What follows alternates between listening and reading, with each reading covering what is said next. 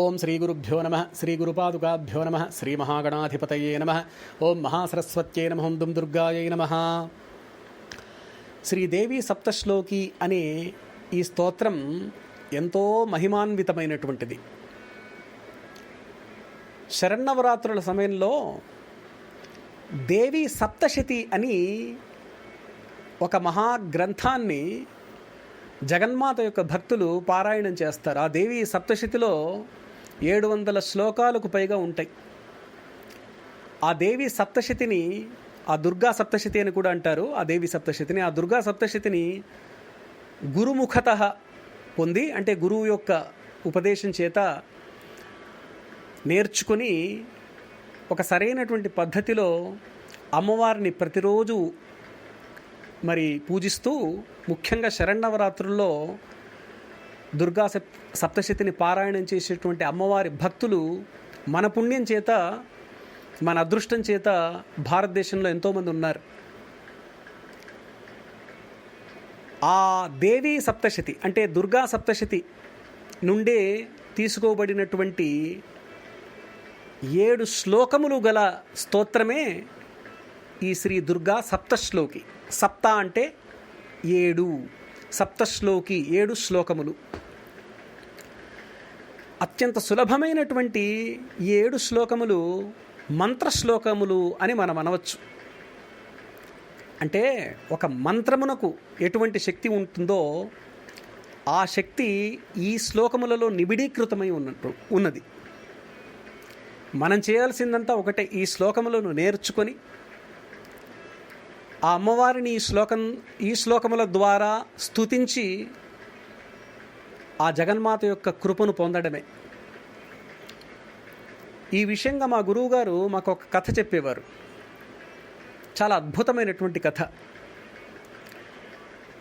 చాలా కాలం క్రితం, అంటే కలియుగం కాదు, ఏదో వేరే యుగంలో, మరి త్రేతాయుగమో లేక అంతకు పూర్వం సత్యయుగంలోనో కృతయుగంలోనో ఒక గొప్ప మహర్షి దేవి సప్తశతి లేక దుర్గా సప్తశతి స్తోత్రాన్ని, అంటే 700 శ్లోకాలకు పైగా కలిగినటువంటి దుర్గా సప్తశతిని తన శిష్యులకు, ఉత్తములు అర్హులైనటువంటి శిష్యులకు ప్రసాదించారు, ఉపదేశించారు.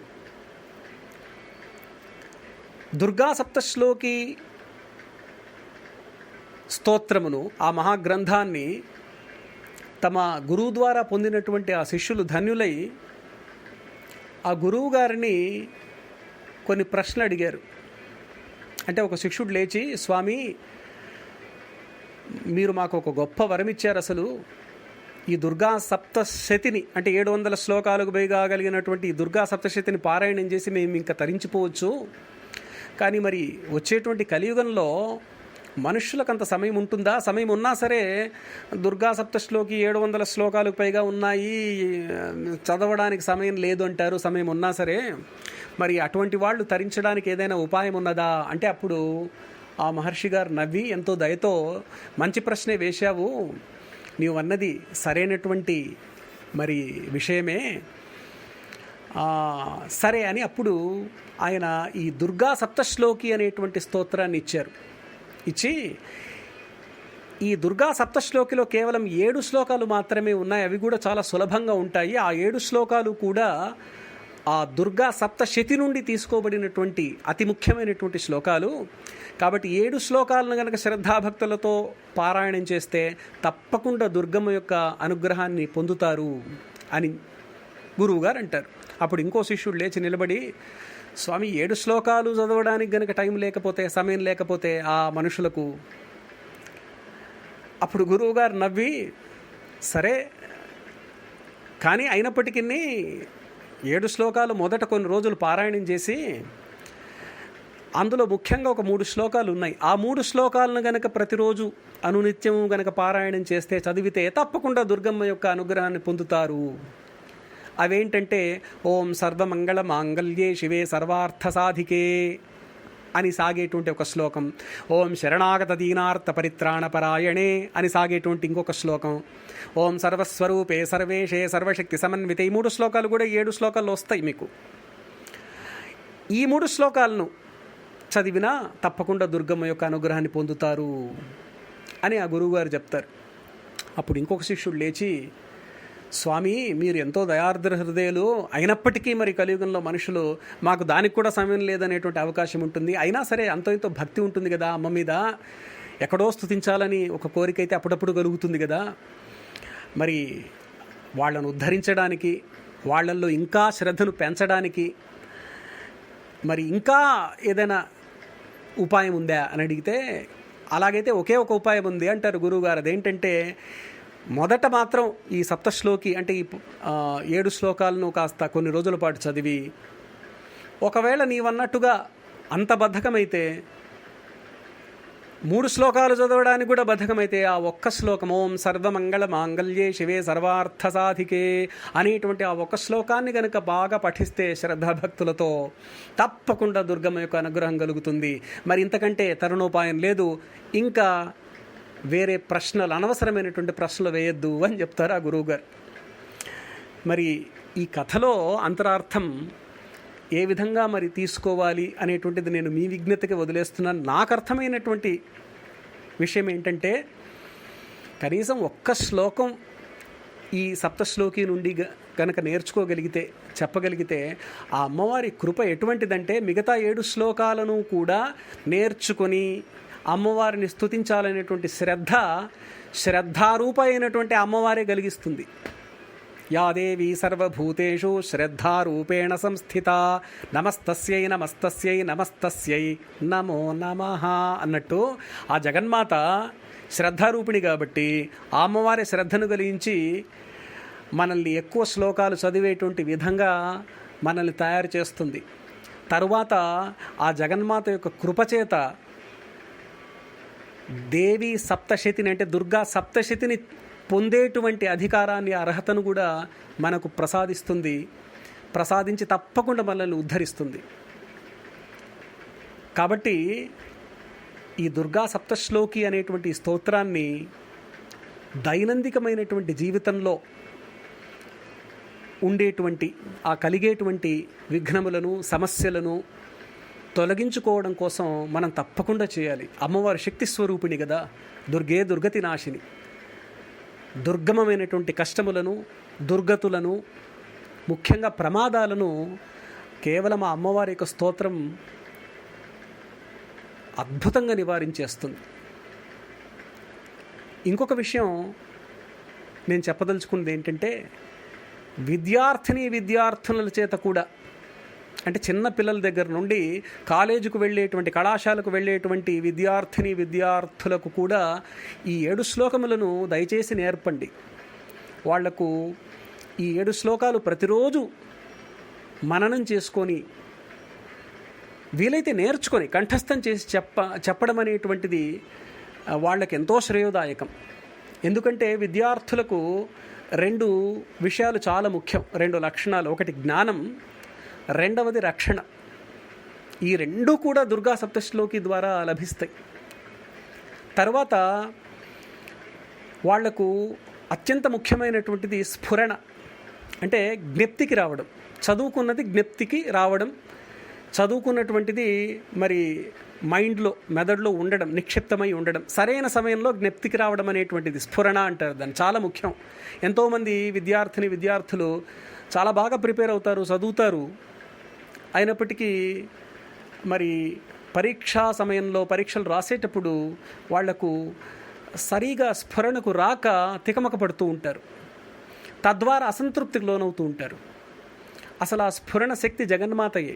కాబట్టి ఈ శ్లోకములు గనక పారాయణం చేస్తే, చదువుకొని గనక వెళితే తప్పకుండా వాళ్లకు ఆ స్ఫురణ శక్తి, ధారణ శక్తి అనేటువంటిది పెరిగి తప్పకుండా మంచి మార్కులతో ఉత్తీర్ణులవుతూ ఉంటారు. అంతేకాకుండా వాళ్ళ యొక్క ఆధ్యాత్మిక జీవితము, వ్యక్తిగత జీవితం కూడా చాలా బాగా ఉంటుంది. అమ్మ దయాసముద్ర కదా, మరి పిలిచిన వెంటనే పలికి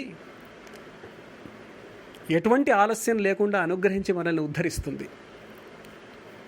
కావున మీరందరూ కూడా ఈ మహామహిమాన్వితమైనటువంటి దుర్గా సప్తశ్లోకి స్తోత్రాన్ని విని పిల్లల చేత వినిపించి వాళ్లకు నేర్పించి ఆ జగన్మాత అమ్మలగన్నయమ్మ ముగురమ్మల మూలపుటమ్మ అయినటువంటి ఆ దుర్గమ్మ యొక్క ఆశీస్సులను అనుగ్రహాన్ని సంపూర్ణంగా పొందుతారు అని ఆశిస్తూ హరి ఓం. ఓమథ శ్రీ దుర్గా సప్తశ్లోకీ. ఓం శ్రీ శివ ఉవాచ దేవి త్వం భక్తి సులభే సర్వకార్య విధాయిని కలౌ హి కార్య సిద్ధ్యర్థం ఉపాయం బ్రూహి యత్నతః. ఓం హ్రీం దేవ్యువాచ శృణుదేవ ప్రవక్ష్యామి కలౌ సర్వేష్ట సాధనం మయా తవైవ స్నేహేనాప్యంబా స్తుతిః ప్రకాశ్యతే. ఓమస్య శ్రీ దుర్గా సప్తశ్లోకీ స్తోత్ర మహామంత్రస్య నారాయణో ఋషిః అనుష్టుప్ ఛందః. శ్రీ మహాకాళీ మహాలక్ష్మీ మహాసరస్వత్యో దేవతాః. శ్రీ దుర్గా సప్తశ్లోకీ పాఠే వినియోగః. ఓం జ్ఞానినామపి చేతాంసి దేవీ భగవతీ హి సా బలాదాకృష్య మోహాయ మహామాయా ప్రయచ్చతి. ఓం జ్ఞానినామపి చేతాంసి దేవీ భగవతీ హి సా బలాదాకృష్య మోహాయ మహామాయా ప్రయచ్చతి. ఓం దుర్గే స్మృతా హరసి భీతిమశేషజంతోః స్వస్థ్యై స్మృతా మతిమతీవ శుభాం దదాసి. దారిద్ర్య దుఃఖ భయహారిణికాత్వదన్యా సర్వోపకారకరణాయ సదార్ద్రచిత్తా. ఓం దుర్గే స్మృతా హరసి భీతిమశేషజంతోః స్వస్థ్యై స్మృతా మతిమతీవ శుభాం దదాసి. దారిద్ర్య దుఃఖ భయహారిణికాత్వదన్యా సర్వోపకారకరణాయ సదార్ద్రచిత్తా. ఓం సర్వమంగళమాంగళ్యే శివే సర్వార్థసాధికే శరణ్యే త్రయంబకే గౌరి నారాయణి నమోస్తుతే. ఓం సర్వమంగళమాంగళ్యే శివే సర్వార్థసాధికే శరణ్యే త్రయంబకే గౌరీ నారాయణి నమోస్తుతే. ఓం శరణాగతదీనార్తపరిత్రాణపరాయణే సర్వస్యార్తిహరే దేవి నారాయణి నమోస్తుతే. ఓం శరణాగతదీనార్తపరిత్రాణపరాయణే సర్వస్యార్తిహరే దేవి నారాయణి నమోస్తుతే. ఓం సర్వస్వరూపే సర్వేశే సర్వశక్తిసమన్వితే భయేభ్యస్త్రాహినో దేవి దుర్గే దేవి నమోస్తుతే. ఓం సర్వస్వరూపే సర్వేశే సర్వశక్తిసమన్వితే భయేభ్యస్త్రాహినో దేవి దుర్గే దేవి నమోస్తుతే. ఓం రోగానశేషాన్ అపహంసి తుష్టాన్ రోగానశేషానపహంసి తుష్టాన్ రుష్టాతు కామాన్ సకలానభీష్టాన్ త్వామాశ్రితానాం న విపన్నరాణాం త్వామాశ్రితాహ్యాశ్రయతాం ప్రయాంతి. ఓం రోగానశేషానపహంసి తుష్టా రుష్టాతు కామాన్ సకలానభీష్టాన్ త్వామాశ్రితానాం న విపన్నరాణాం త్వామాశ్రితాహ్యాశ్రయతాం ప్రయాంతి. ఓం సర్వబాధాప్రశమనం త్రైలోక్యస్యాఖిలేశ్వరి ఏవమేవ త్వయా కార్యమస్మద్వైరివినాశనం. ఓం సర్వబాధాప్రశమనం త్రైలోక్యస్యాఖిలేశ్వరి ఏవమేవ త్వయా కార్యమస్మద్వైరివినాశనం. హరి ఓం. ప్రతి శ్లోకాన్ని ముఖ్యంగా చిన్నపిల్లల్ని దృష్టిలో పెట్టుకొని రెండు సార్లు చదవడం జరిగింది. తద్వారా వాళ్ళు జాగ్రత్తగా విని ఈ శ్లోకాలను నేర్చుకొని అమ్మవారి యొక్క కృపకు పాత్రులవుతారు అనేటువంటి ఒక మంచి ఉద్దేశంతో ఈ దుర్గా సప్తశ్లోకి మహామహిమాన్వితమైనటువంటిది అనడంలో ఎటువంటి సందేహం లేదు అని మరొకసారి ప్రగాఢమైనటువంటి విశ్వాసంతో నేను చెప్తున్నాను. కాబట్టి దయచేసి తప్పకుండా నేర్చుకోండి. చూడండి ఎటువంటి అద్భుతమైనటువంటి శ్లోకాలు. దుర్గే స్మృత హరసి భీతిమశేష జంతో. దుర్గే స్మృత అంటే దుర్గే అని గనక తలుచుకుంటే చాలు అమ్మవారు హరసి భీతిమశేష జంతో, భయాలన్నింటినీ తొలగించి వేస్తుంది, దుఃఖాలన్నింటినీ తొలగించి వేస్తుంది. తర్వాత ఇంకొక శ్లోకంలో చూడండి మనకు రోగానశేషాన్ అపహంసి తుష్టాన్ రుష్టాతు కామాన్ సకలాన్ అభీష్టాన్. అంటే మన మనోభీష్టములను నెరవేర్చడమే కాదు అమ్మవారు అంటే ప్రార్థిస్తూ ఉంటే గనక మన మనోభీష్టములను నెరవేర్చడమే కాదు, త్వామాశ్రితానాం న విపన్నరాణాం. అమ్మా, ఎవరైతే నిన్ను ఆశ్రయిస్తారో, నీ పాదపద్మములను పట్టుకుంటారో, న విపన్నరాణాం, అటువంటి మనుష్యులకు విపత్తులు అంటే ఆపదలు సంభవించవు, నీవు రక్షిస్తూ ఉంటావు. అంతేకాదు త్వామాశ్రితానాం న విపన్నరాణాం త్వామాశ్రితాహ్యాశ్రయతాం ప్రయాంతే. ఎంత అద్భుతమైనటువంటి వాక్యం చూడండి. అసలు ఎవరైతే నిన్ను ఆశ్రయిస్తారో వాళ్ళు ఎంతోమందికి ఆశ్రయం ఇచ్చేటువంటి అధికారాన్ని పొందుతారు, ఎంతోమందికి ఆశ్రయమై ఉంటారు. అంటే ఎంతోమందిని వాళ్ళు నీ యొక్క కృపచేత లభించినటువంటి శక్తుల చేత ఆ భక్తులు రక్షించగలుగుతారు. అది నీ యొక్క శక్తి అంటే. అందువల్ల ఈ అద్భుతమైనటువంటి సప్తశ్లోకి స్తోత్రాన్ని తప్పకుండా ప్రతిరోజు పారాయణం చేయండి.